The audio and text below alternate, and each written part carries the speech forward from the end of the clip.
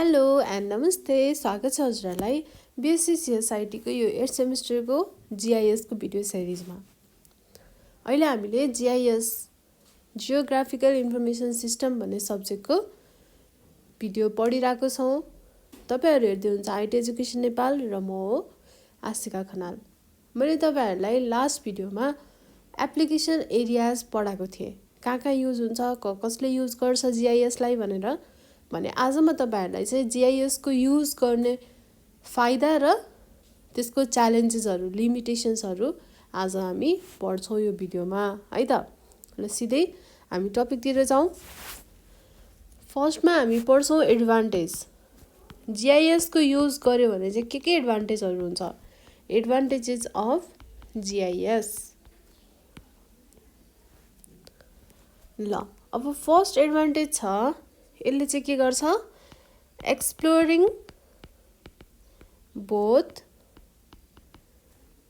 Geographical and thematic components of data in a holistic way। यसले चाहिँ के गर्छ, एक्सप्लोर गर्नलाई हेल्प गर्छ। जियोग्राफिकल हाम्रो जुन छ नि जियोग्राफिकल कम्पोनेन्ट्सहरू, यी कुराहरूलाई राम्रोसँग चाहिँ एक्सप्लोर गर्नको लागि हेल्प गर्छ। अब अर्को छ, जिआइएस युज गरिसकेपछि हामीले एकदमै कम्प्लिकेटेड टास्कहरूलाई एकदमै इजिली काम गर्न सकिन्छ है। It helps to solve complicated task by analyze the data। Data एनालाइसिसको काम गर्न सकिन्छ नि त। हो त्यसबाट हामीले गाह्रो भइरहेको टास्कहरूलाई इजिली सल्भ गर्न सकिन्छ। allows handling and exploration of large volume of data। ठुल्ठुलो खालको डेटाहरूलाई पनि एकदमै इजिली ह्यान्डल गर्न सकिन्छ। allows integration of data from multiple sectors। धेरै ठाउँहरूबाट आएको डेटाहरूलाई चाहिँ इन्टिग्रेट गरेर एकै ठाउँमा राख्ने अनि त्यसलाई एनालाइसिस गर्ने, यी कामहरू गर्न सकिन्छ मल्टिपल सोर्सेसहरूबाट। अनि अर्को छ, allows a wide variety of forms of visualization। अब अघि मैले भनिसकेँ, it allows analysis of data.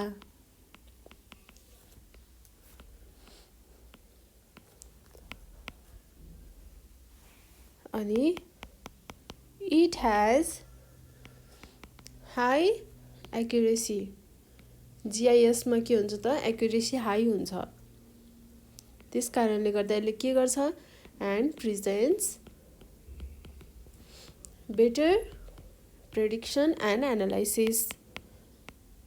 Better prediction and analysis.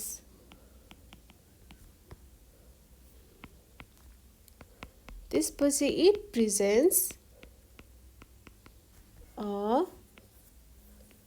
Catalogue of data. कति सजिलो एकदमै छोटो पोइन्टहरू छ। तपाईँलाई अब छोटो लाग्यो, थोरै लाग्यो भने अझ यसलाई बढाएर लेख्नु पनि सकिन्छ, तर यति कुरा लेख्नुभयो भने पनि एकदमै इनफ हुन्छ। सुरुमा जिआइएसको डिफिनेसन लेख्ने, त्यसपछि एडभान्टेज लेख्ने, एडभान्टेज मात्रै भनेर सोध्दैन, एडभान्टेजेस एन्ड लिमिटेसन्स भनेर सोध्छ। यदि एडभान्टेज मात्रै सोध्यो भने पनि पुग्छ के। It offers time management. एकदम सिम्पल ल्याङ्ग्वेज छ, तपाईँहरूले मजाले बुझ्नु भएको छ हरेक पोइन्ट है, मैले डिस्क्राइब गरिराख्नु पर्ने जरुरत नै छैन। It offers quick collection of data. अब त्यही डेटालाई हामीलाई वर्षौं लाग्थ्यो कलेक्ट गर्नको लागि भने हामी GIS को माध्यमबाट एकदमै इजिली एकदमै छिटो क्विक कलेक्ट गर्न सकिन्छ। यी कुराहरू चाहिँ के भयो त एडभान्टेजेस भयो है।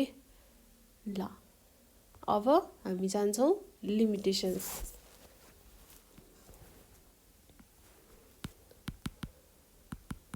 लिमिटेशन्स अफ GIS के छ त?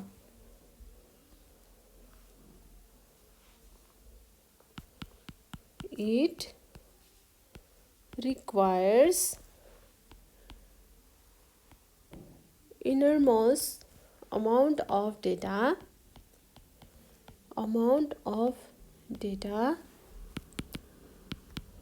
inputted to be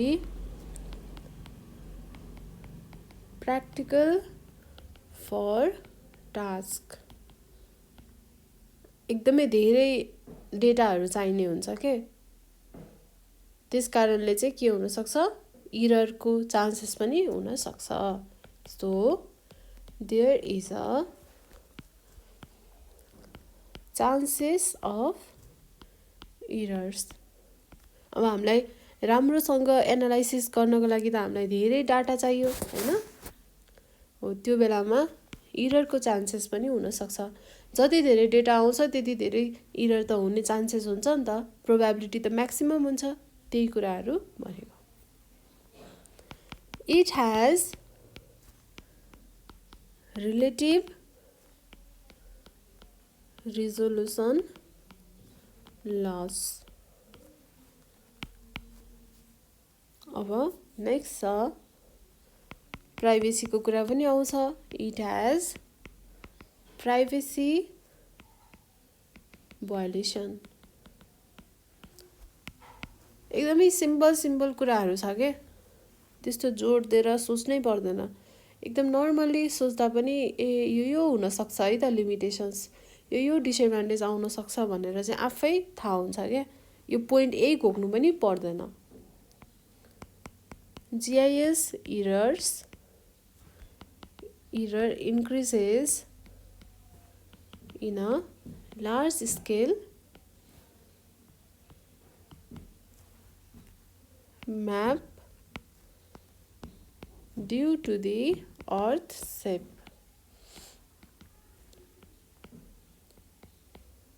अब अर्थको सेप राउन्ड त हुँदैन, नट पर्फेक्टली राउन्ड, त्यही राउन्ड नभएको भएर चाहिँ हामीलाई लार्ज स्केल म्याप भन्न खोजेको, कुनै बेलामा लार्ज डेटाहरू, अब लार्ज कुराहरूलाई चाहिँ हामीले इन्भेस्टिगेट गर्नु पर्यो हाम्रो म्यापमा, त्यस्तो बेलामा चाहिँ अर्थको सेपले गर्दा इरर इन्क्रिजेस हुन सक्छ, इरर आउन सक्छ, यही भनेको। If GIS is run by non-GIS person,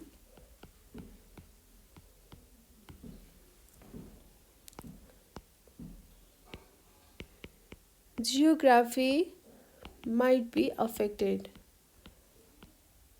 अब यदि GIS लाई चाहिँ GIS नै नपढेको मान्छेले चलायो भने त्यति बेला त इरर आउन सक्ने भयो हैन। GIS layers may cause some costly mistakes if GIS is leading by non-GIS person। यदि GIS लाई non-GIS पर्सनले लिड गरिरहेको छ भने इररहरू धेरै आउन सक्छ। अब अर्को छ funding for GIS is needed. अब GIS ले काम गर्नलाई त्यति सजिलो छैन किनभने त्यसमा फन्डिङ चाहिन सक्छ, कस्ट छ नि त, because it is more costly. अब बजेट त अलि टन्नै छुटाउनु पर्ने हुन्छ।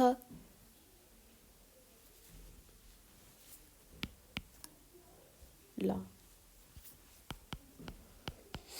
Data is fuel for GIS। अब डेटा त के हो त, फ्युल जस्तै हो नि त। गाडीलाई चलाउनलाई फ्युलहरू चाहिए जस्तै GIS लाई चलाउनलाई पनि के चाहिन्छ, डेटा चाहिन्छ। विदाउट डेटा के हुन्छ, GIS ले काम गर्न सक्दैन। Without data the GIS cannot function। अब अर्को पोइन्ट छ, there is always a failure in the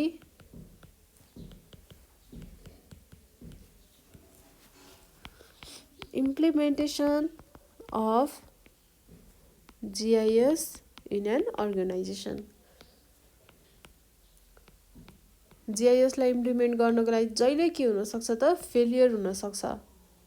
किनभने राम्रोसँग चलाउन जानेन भने, त्यसको फङ्सन जानेन भने, त्यसको प्रपरली आइडिया भएन भने त फेलियर त हुन्छ।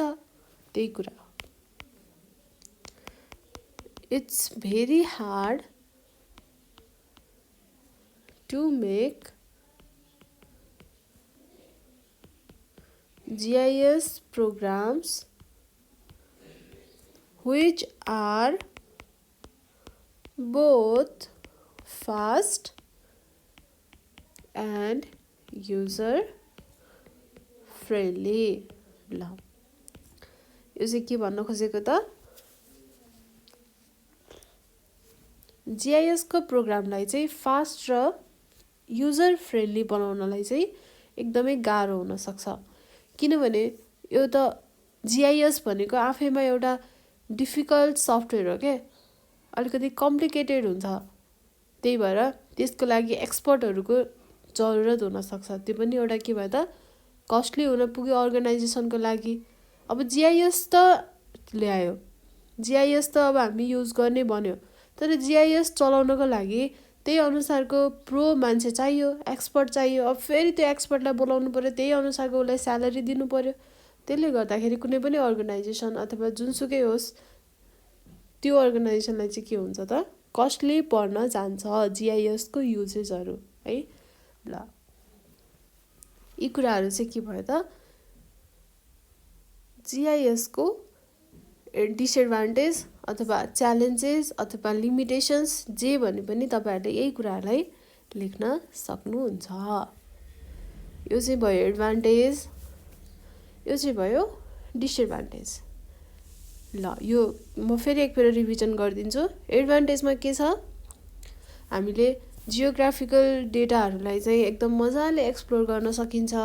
त्यसपछि गाह्रो गाह्रो टास्कहरू छ, त्यसलाई हामीले एकदमै सजिलोसँग चाहिँ एनालाइज गरेर सल्भ गर्न सकिन्छ हैन। अनि ठुलठुलो डेटाहरूलाई इजिली ह्यान्डल गर्न सकिन्छ। डिफ्रेन्ट मल्टिपल सोर्सेसहरूबाट ल्याएको डेटालाई चाहिँ कसरी इन्टिग्रेट गरेर राख्ने अथवा कसरी इन्टिग्रेट गरेर चाहिँ त्यहाँबाट एनालाइसिस गर्ने हो, त्यो कुराहरू हेर्न सकिन्छ। अनि allow a wide variety of form of visualisation हैन। हामीले चाहिँ डेटालाई हेर्ने तरिका के हाम्रो फर्म अफ भिजुअलाइजेसन, कसरी चाहिँ डेटालाई हेर्ने, कसरी चाहिँ त्यसलाई त्यो डेटालाई एनालाइसिस गर्ने, एक्सप्लोर कसरी गर्ने हो, यी कुराहरू भयो। त्यसपछि एलाउ एनालाइसिस अफ डेटा, अनि यसको एक्युरेसी के हुन्छ, हाई हुन्छ र यसले चाहिँ त्यस कारणले गर्दा बेटर प्रेडिक्सन दिने काम गर्छ, बेटर एनालाइसिस गर्छ हैन। अनि it present a catalogue of data, it offers time management र क्विक कलेक्सन अफ डेटा पनि हुनसक्छ by the help of GIS। अब यसको लिमिटेसन्स के छ त भन्दा हामीलाई GISबाट हामीलाई केही एनालाइसिस गर्नु पर्यो भने हामीलाई के चाहिन्छ, एकदमै धेरै डेटाहरू चाहिन सक्छ, जसले गर्दा जति धेरै डेटा आयो त्यति धेरै इररको चान्सेस त हुन्छ।